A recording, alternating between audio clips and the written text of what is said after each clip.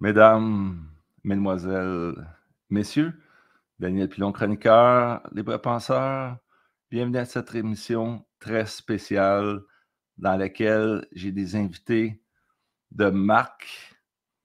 Entre autres, nous avons Madame Béthane Nodwell. Béthane qui est pour, je vais allumer son micro, For Freedom Canada, Freedom Fighter. Bonjour Béthane, ça va bien? Bonjour tout le monde. Oui, ça va tellement bien. Good. Et on a aussi un invité de marque, Madame Christine Anderson du Parlement européen. Bonjour Hello, Christine. everyone. Bienvenue à l'émission. C'est un grand honneur pour moi It's a great honor for me to have you in this interview. I really appreciate. Thanks for having me. I really love to come on. Okay, so I have many questions for you, Christine. First of all, obviously you are a real fighter. So I think you are born in Germany, and so you did pass through the transformation of the Germany, the war, the East and the West. Can you explain that? What do you remember when you were young? Who is Christine Anderson? Well, I was Eh bien, born je and suis née raised in Western Germany, et j'ai but grandi I dans was l'ouest de also l'Allemagne, raised to a mais country je or suis aussi born to née two et grandi countries dans un pays that qui a have been été divided. divisé. Like I said, I had the luck Et to comme je be l'ai born dit, and j'ai eu la raised on the chance d'être western née side of et the de wall. grandir du côté ouest du mur. Nevertheless, we had, I mean, Néanmoins, all le reste the de la rest of my famille, family, like uncles, aunts, comme nephews, and les oncles, les tantes, cousins, they les all lived cousins, les in nièces, les neveux, GDR ils vivaient tous because my dans la parents RDA were parce que born mes parents étaient nés là. prior to Et, GDR, eh obviously bien, in avant que la Hamburg. RDA ne But soit évidemment fondée. yeah, so anyway, my Mais parents oui, did live de in toute façon, GDR. mes parents vivaient My dans la RDA. father, after he had been Mon released père, from World après War avoir II été libéré de la prisoner of Deuxième Guerre war mondiale en tant in que the late prisonnier de guerre, 46, vers la he fin des then années realized he 46, was sitting in communism il s'est alors rendu and he compte did qu'il not vivait dans le like that at all. communisme et il a So what réalisé he qu'il n'aimait did pas ça on a du very tout. small Alors, ce scale, qu'il a fait many sur une tiny très petite levels, échelle, he would genre attend, de niveau communautaire, party meetings il of assistait à des réunions du Parti socialiste. social party they had there. They only had one party. Ils avaient un So seul he parti would alors. ask all kinds of Alors il allait là questions. et il posait des questions. Et Obviously, these évidemment, ces questions were questions uncomfortable étaient des questions gênantes questions because he would, literally car il question remettait the en question Constitution littéralement that la was about to Constitution, be, qui était which censée was être supposed to be démocratique, democratic, that was d'accorder supposed des to droits grant them more fondamentaux, rights. But they thought it was mais the paper il ne they were valait pas le printed on. papier sur lequel So était he would ask imprimé. all these kind of Donc il posait questions toutes ces and questions pretty much, et in il s'est pas mal opposition opposé à ce to parti. that party. As you can Et imagine, comme that vous pouvez did l'imaginer, not go down cela very n'a pas well fonctionné très bien and didn't et last ça that n'a pas duré long. longtemps. So he was Il a arrested donc été in arrêté en mai May 50 1950 yeah, et he was oui, il sentenced a to été 25 condamné à years of hard 25 ans de labor travail forcé to dans une a prison political prison politique called nommée Bautzen, Boutson and it was et on called the l'appelait Yellow la Missourian misère as jaune. like a nickname for that place.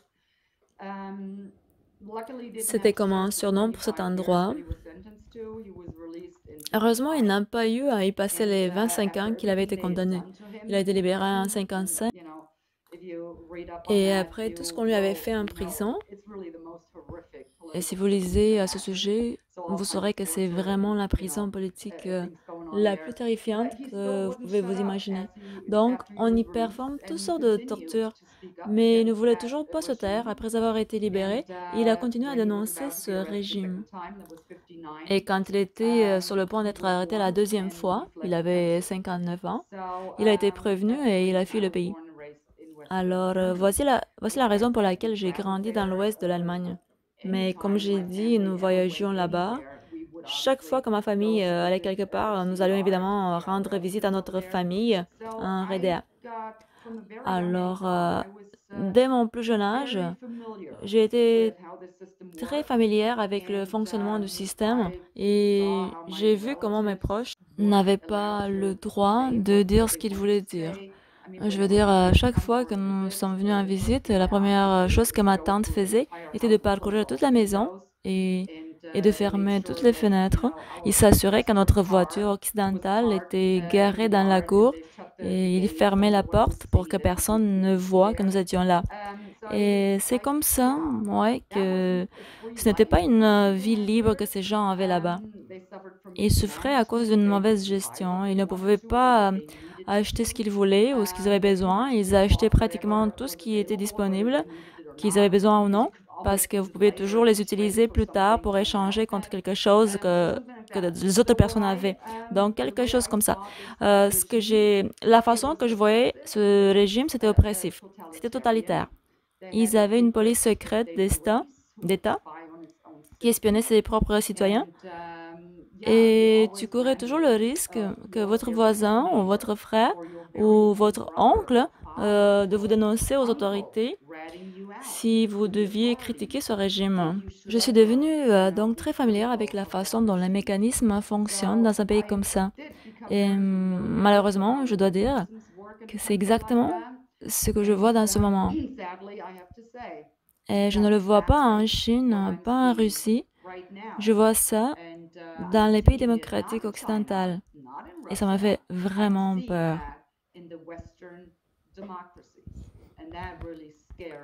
Eh bien, le processus formel est qu'il est élu par le Parlement européen. Alors, les partis ont présenté des candidats et le Parlement doit les lire. Mais c'est vraiment, vous savez, ils le font en quelque sorte et les vraies décisions sont prises par d'autres entités. Et curieusement, cependant, il n'a pas été censé être la présidente de la commission. C'était censé être une autre personne. Mais après la tenue des élections, et son nom était Manfred Weber, je veux dire, il faisait campagne pour être peut-être le prochain président de la Commission européenne. Mais après la tenue des élections, les chrétiens démocrates au niveau européen ont décidé quelque chose de complètement différent. Et ils ont alors proposé Ursula von der Leyen. Et oui, elle a fait assez bien le jeu des Verts, car elle est la représentante du Parti chrétien-démocrate.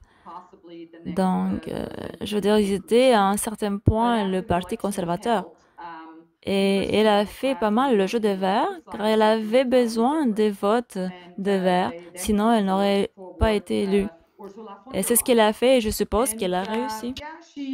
Pretty much sucked up to the Greens because Ursula, I mean, she is a representative of the Christian Democratic Party.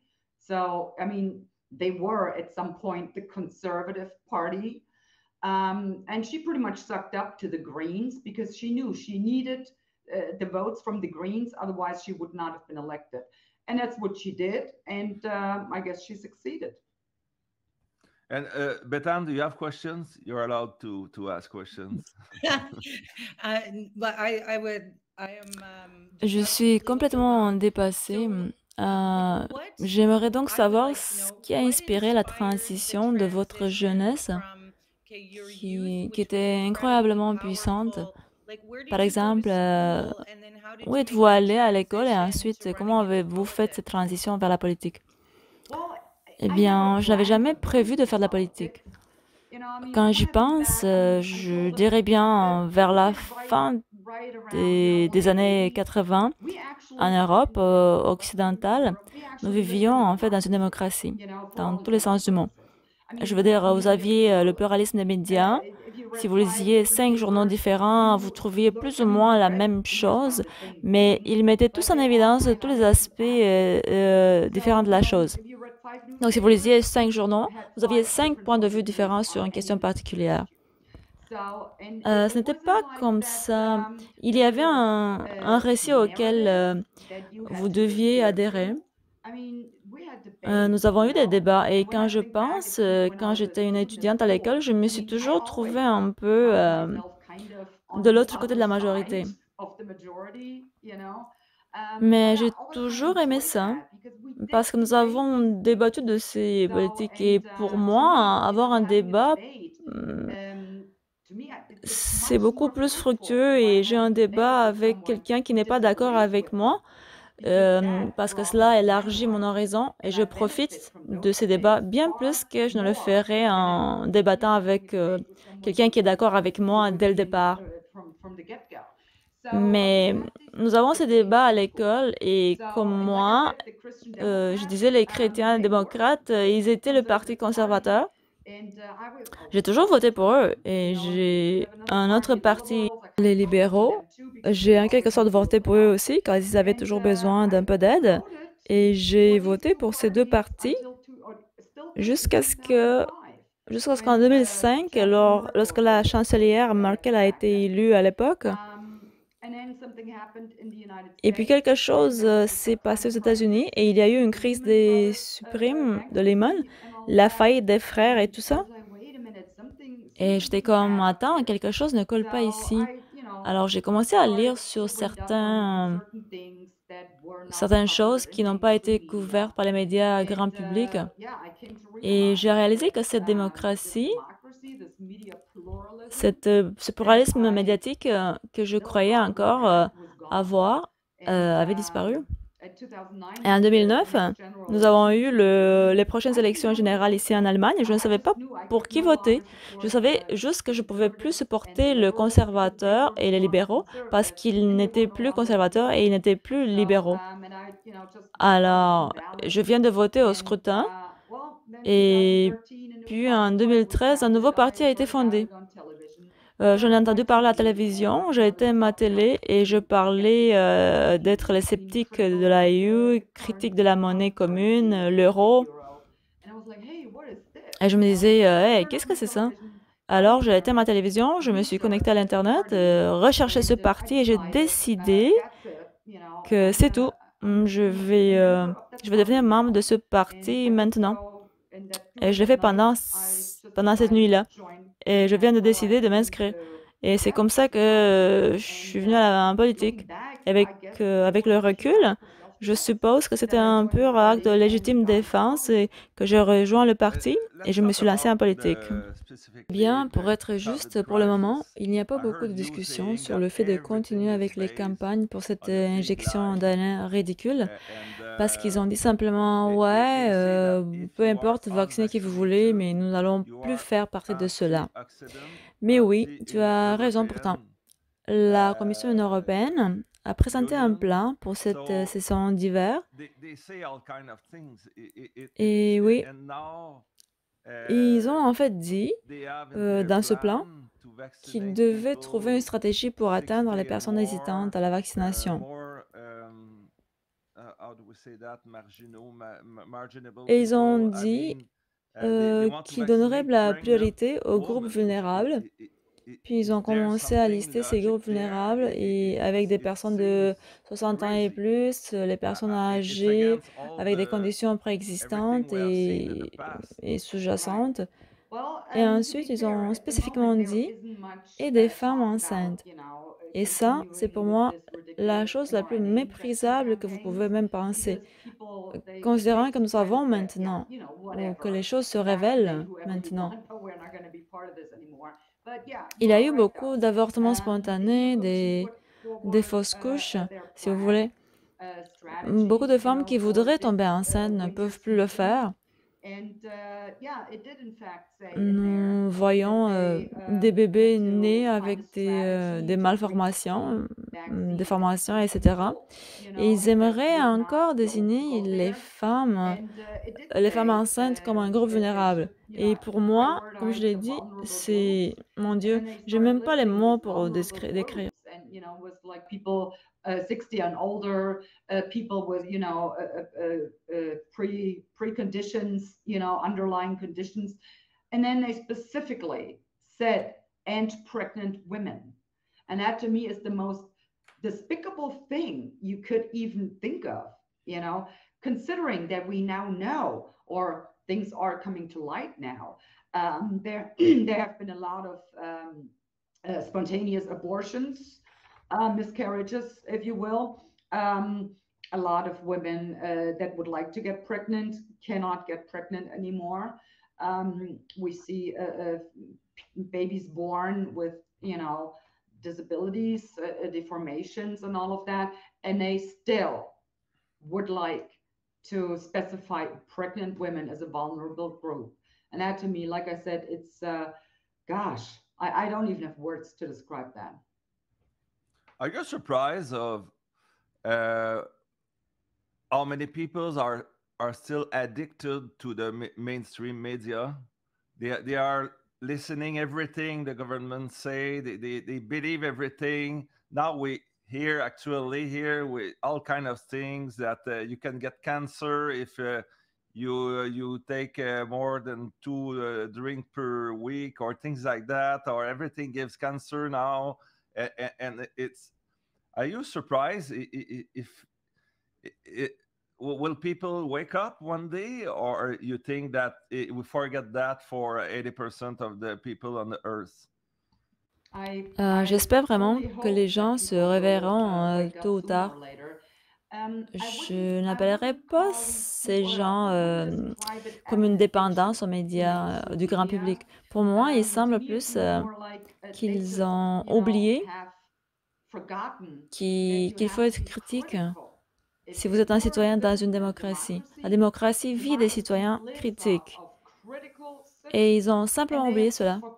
Et cela vaut surtout pour les citoyens dans les démocraties occidentales. Et je me réfère généralement à ces personnes ou à moi même. Nous sommes des gosses gâtés parce que nous avons toujours connu la démocratie.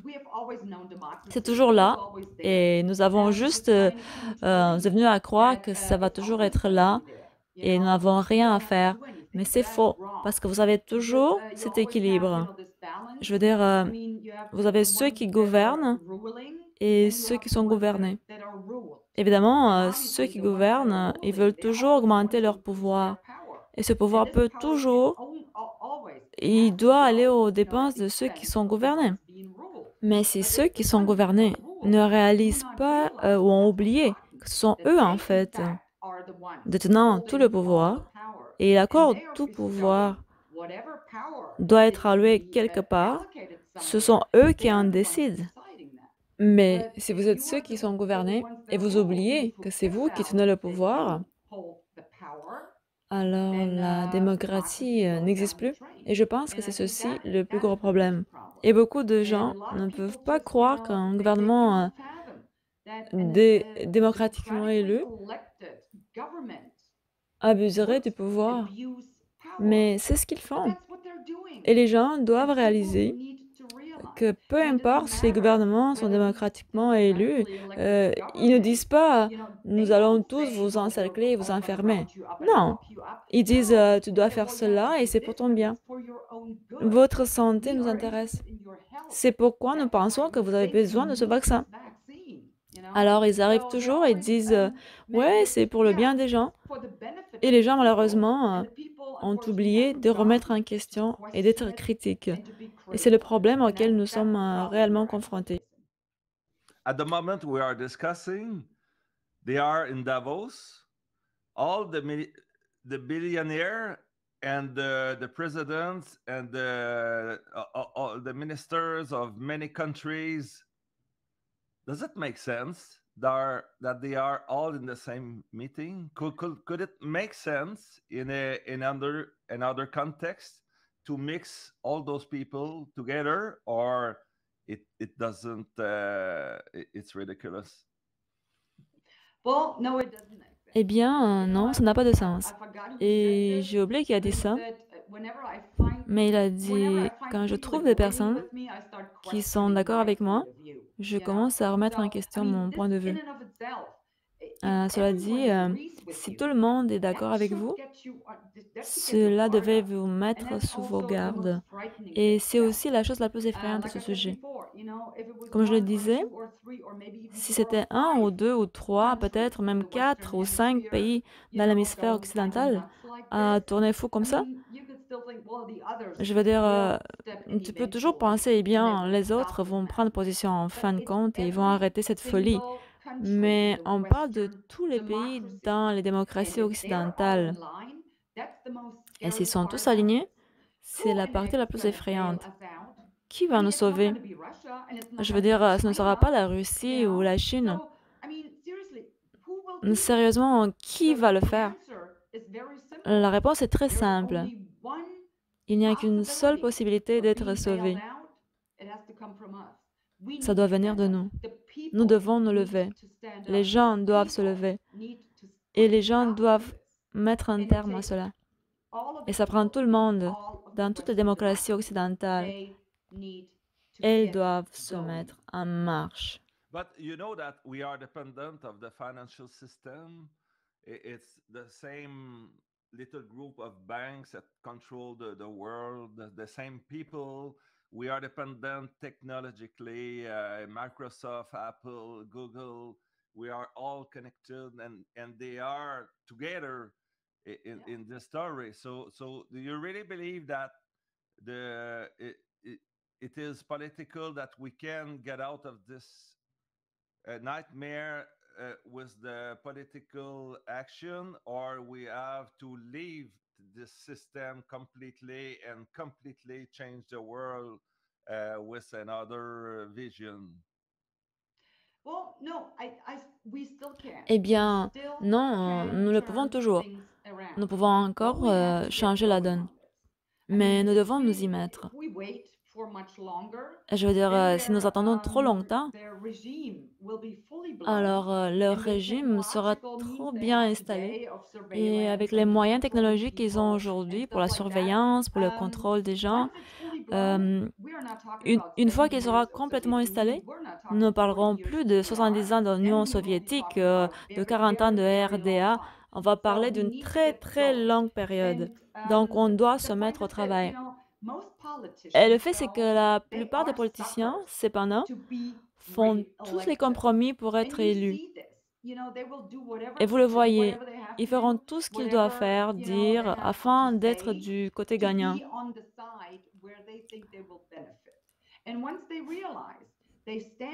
Et une fois qu'ils réalisent qu'ils risquent de perdre leur élection s'ils continuent à agir contre leur peuple, vous verrez qu'ils changeront d'attitude très vite.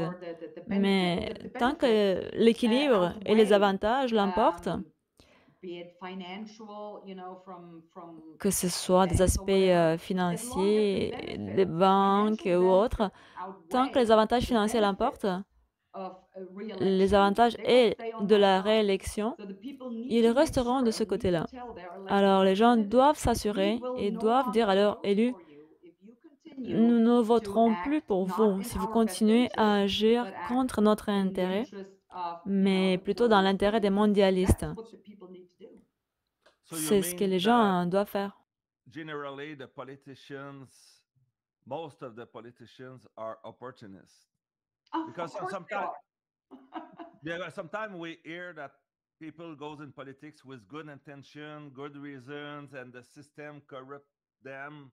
But at the base, you think that they are opportunist people. Eh bien, c'est un peu comme si le pouvoir corrompait. C'est un fait. Donc, quand vous regardez, je veux dire, par exemple, les partis en Allemagne, la plupart de ces partis ont existé depuis très longtemps. Ils ont donc eu amplement le temps de devenir corrompus et ils le sont corrompus maintenant. Ce ne sont pas tous, mais ceux qui occupent des postes clés, oui, ils sont corrompus. Donc, mon parti est plutôt jeune. Il fêtera 10 ans cette année. Mais nous sommes lancés en politique parce que nous avions marre des anciens partis qui faisaient tout ce qu'ils pouvaient pour atteindre leurs objectifs et leur système financier. Et si je regarde le Parlement de l'Union européenne, je veux dire le Qatargate, je ne sais pas si vous avez entendu parler de ça, une des vice-présidentes du Parlement européen, elle vient d'être arrêtée parmi d'autres eurodéputés et anciennes eurodéputés. Ils avaient pas mal mis aux enchères le Qatar et le Maroc, et nous parlons de millions et millions d'euros. Ils ont été donnés pour influencer la législation, et dans ce cas, il fallait assouplir les demandes de visa. Alors, oui, les politiciens peuvent être achetés. Et quand tu vois des politiciens qui n'agissent pas pour l'intérêt des gens, alors vous pouvez être certain qu'ils doivent être corrompus d'une façon ou d'une autre. Did somebody somewhere offered you something? I don't want to have names, but did they try one way or another? Or Non, en fait, ils ne l'ont pas fait. Il y a eu, vous savez, quelques emails que j'ai trouvés bizarres, mais je m'en fais pas avec ça. Je fais juste les transmettre aux autorités et qu'ils s'en occupent. Non, mais je pense que j'ai été si franche sur ma position et sur ce que je ferais si jamais quelqu'un essayait quoi que ce soit avec moi. Je les ferais regretter dans la seconde près. Alors, ils n'essaieront probablement pas et ça me va très bien. before talking about your visit in Canada in February, Bethan, do you have another question? Eh bien, c'est bien ça. J'espérais vraiment que nous pourrions parler parce que je sais qu'elle est pressée par le temps. Alors, peut-être nous pourrions parler de la direction à prendre. Cela se traduit très bien dans notre direction et si nous pouvions rêver de ce que nous pourrions accomplir dans cette tournée, à quoi cela ressemblerait? Parce que c'est très unique et ce n'est pas quelque chose que vous avez fait auparavant. C'est probablement votre première fois au Canada, certainement comme dignitaire, mais vous venez comme Christine Anderson. Que rêvez-vous d'accomplir à travers tout ça? Eh bien, avant tout, évidemment, je veux rencontrer les gens qui ont rendu tout ça possible. Car, comme je l'ai déjà dit, je vais encore le dire 1000 fois, c'était les camionneurs de la liberté au Canada qui ont déclenché tout. Et je meurs d'envie de rencontrer certaines de ces personnes et de rencontrer la partie du peuple canadien qui s'est réellement levée et qui ont risqué. Trudeau ne les a pas traités gentiment et c'est le moins qu'on puisse dire. Alors, je veux rencontrer ces gens et puis, bien sûr, j'espère envoyer une fois encore le signal du sol canadien à travers le monde. Les gens doivent remettre en question leur gouvernement. Ils doivent se retourner de leur télévision. Ils doivent s'impliquer dans la politique. Ils doivent... je sais que c'est difficile. Vous travaillez des quarts de 8 heures et peut-être 10 heures. Vous venez chez vous, vous avez des familles. Je comprends que c'est difficile. Mais s'il y a quoi que ce soit que vous devriez faire pour vos enfants et de s'assurer qu'ils ne devront pas vivre dans un régime totalitaire. Et c'est aux parents maintenant de s'assurer que ça n'arrivera pas. Il faut donc investir du temps. Et comme je dis, j'espère que les gens vont commencer, ne pas me jeter comme une sorte d'extrémiste de droite, peu importe, mais écoutez ce que je dis. Et peut-être commencer à lire par eux-mêmes. Espérons que cela change les choses.